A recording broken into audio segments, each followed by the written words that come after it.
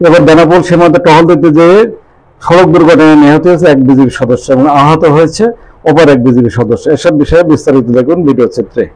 বেনাপোলে motorcycle দুর্ঘটনায় BGB সদস্য নিহত এবং আহতের ঘটনা ঘটেছে। ঘটনাটি ঘটেছে বেনাপোল পোটখালী সীমান্তে টহল দেওয়াকালে মোটরসাইকেল নিয়ন্ত্রণ হারিয়ে গাছের সাথে ধাক্কা লাগে। এ সময় বিজিবি সদস্য সিপাহী মোজাম্মেল হক ঘটনাস্থলে নিহত হয়।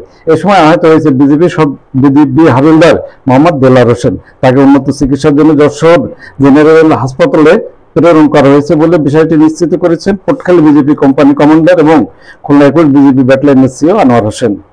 বিজেপি কর্মকর্তা জানান, খুলনা ব্যাটালিয়ন 21 বিজিবি এর অধীনস্থ পোটখালী বিওপির দায়িত্বপূর্ণ এলাকায় মসজিদ বাড়ি পোস্টে কর্মরত হাবিলদার এবং সিপাহী তারা গোপন সংবাদের ভিত্তিতে মাদক আটকের জন্য মোটরসাইকেল নিয়ে মঙ্গলবার রাত 8টার দিকে বারোপদা বাজারের উদ্দেশ্যে রওনা হয়।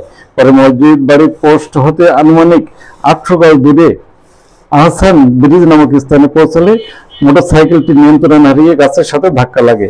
এ সময় ছিটকে রাস্তার দুপাশে পড়ে যায় দুই বিজেপি সদস্য। তাদের মাথায় গুরুতর আহত লাগলে স্থানীয়রা উদ্ধার করে তাদের প্রথমে নামরণ হাসপাতালে ভর্তি করে। শরীরের বিভিন্ন অংশে গুরুতর আঘাতপ্রাপ্ত হয় তাদেরকে উদ্ধার করে নামরণ হাসপাতালে নিলে কর্তব্যরত চিকিৎসক সিপাহী মোজাম্মেল হোসেনকে মৃত ঘোষণা করেন এবং অপর বিজেপি সদস্যকে গুরুতর জখম অবস্থা হওয়ায় তাকে যশোর সদর হাসপাতালে রেফার করা হয়েছে বলে ডাক্তার বা বিজেপি কর্মকর্তারা জানিয়েছে।